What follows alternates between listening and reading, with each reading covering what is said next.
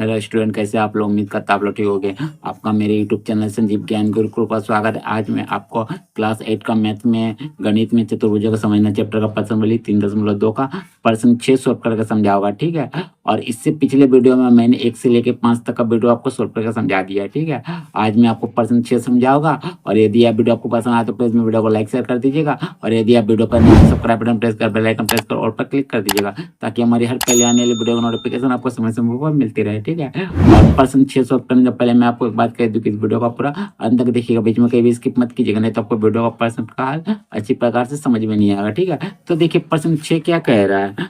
किसी सम बहुभुज में कम से कम कितने अंश का अंतःकोण संभव है और क्यों?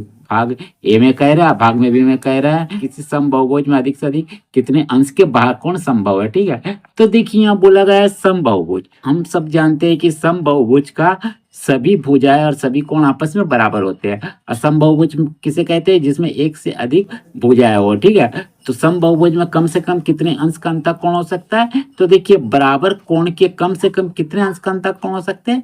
आपका हो सकता है 3 हो सकते हैं, ठीक है। तो इसके लिए कौन सा आपका समबाहुभुज बनेगा? समबाहु त्रिभुज। क्योंकि समबाहु त्रिभुज में आपका 60 डिग्री का कोण बनता है और 3 भुजा होता है, बहुभुज होता है, और आपका 3 कोण होता है, ठीक है। 60 60 60 का, ठीक है। तो पहले नंबर हल हम लोग लिखते हैं।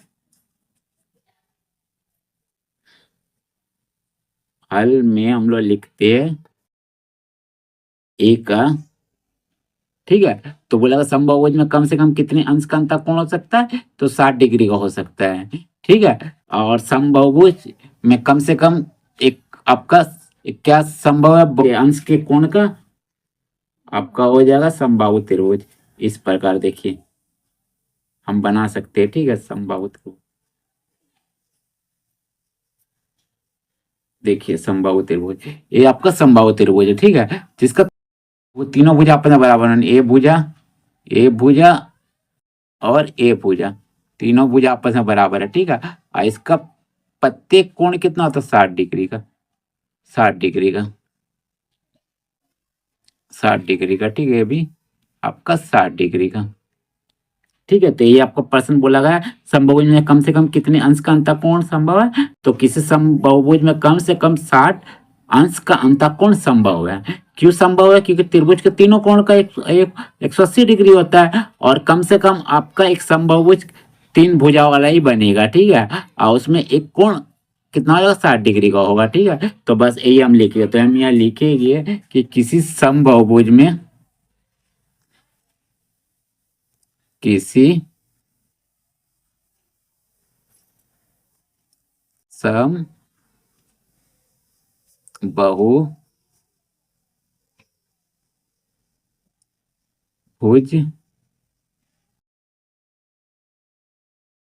में कम से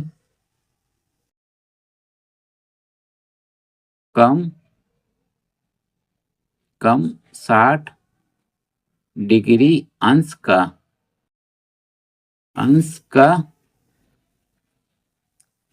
अंतः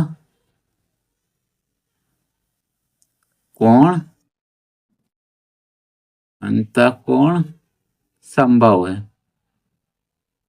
संभव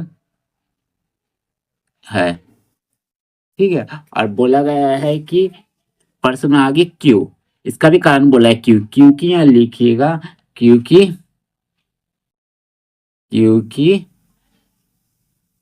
हम जानते हैं कि सम बहुभुज सम बहुभुज के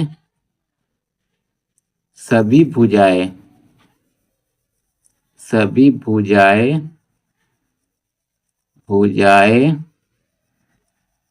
एवं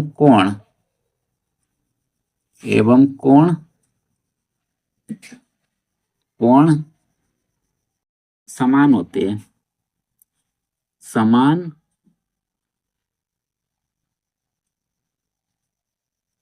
होते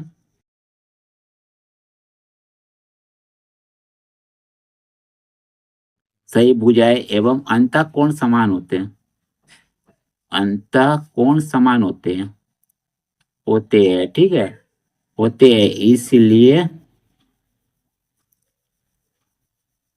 इसलिए 60 डिग्री अंश का अंतः कोण संभव है।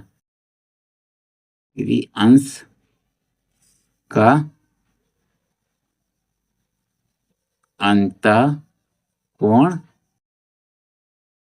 कोण संभव है, संभव है, ठीक है, संभव है लिख दीजिए, चलिए, ठीक है। तो इसीलिए 60 डिग्री अंश का अंतः कोण संभव है। बस यही हो गया आपका पहले भाग का आंसर, कर दीजिएगा, ठीक है। चलिए, पहले भाग का आंसर हो गया, ठीक है। अब दूसरे भाग में देखिए क्या बोला गया बी नंबर में। तो बी नंबर को हम लोग पहले लिख देते हैं। बोला गया किसी समबाहुभुज में अधिक से अधिक कितने अंश का बाह्य कोण संभव है। तो देखिए बाह्य कोण किसे बोलते हैं। देखिए ये आपका समबाहु त्रिभुज है, ठीक है, ठीक है। समबाहु त्रिभुज को हम लोग यहाँ से बढ़ा लें, यहाँ से बढ़ा लें और इधर से बढ़ा लें, तो ये जो कोण बना इधर, इधर और इधर, इसे हम लोग क्या कहते हैं, बाह्य कोण, ठीक है, बाह्य कोण। अब बाह्य कोण कम से कम एक आपका समबाहुभुज में कितना हो सकता है, ये आपका समबाहुभुज है, तो समबाहुभुज में बाह्य कोण कम से कम कितना हो सकता है। देखिए कैसे पता चलेगा। देखिए एक रेखा है, एक रेखा में मान लीजिए आपका एक कोण, यहाँ एक कोण है, दो कोण दिया हुआ, ठीक है। मान लीजिए इस रेखा में एक कोण आपका 60 डिग्री है, तो इधर जो आपका अंतः कोण मध्य आपका 60 डिग्री है, तो ये बाह्य कोण कितना हो जाएगा। देखिए जो रेखा होता है एक सरल रेखा होता है, सरल रेखा का योग कितना होता है 180 डिग्री। अगर 180 डिग्री में 60 डिग्री घटा देंगे आपको पता चल जाएगा बाह्य कोण कितना है। तो बस यही हम लोग करेंगे। तो यहाँ लिखेंगे, लिखेंगे समबाहुभुज में, बहुभुज, बहुभुज में अधिक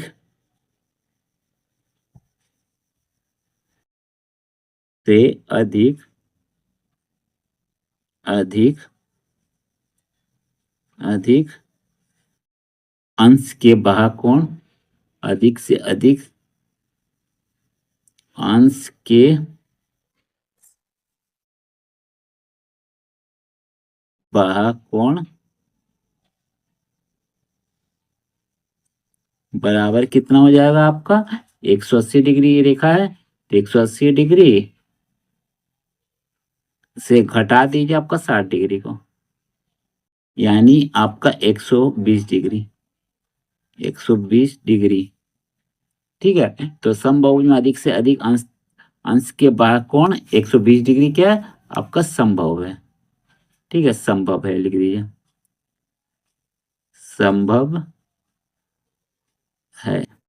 बस यही आपका इसका आंसर हो गया, ठीक है। चलिए, तो बस भाग एक का आपका आंसर ये हो गया कि आपका 60 डिग्री का अंतः कोण आपका संभव है समबाहुभुज में कम से कम।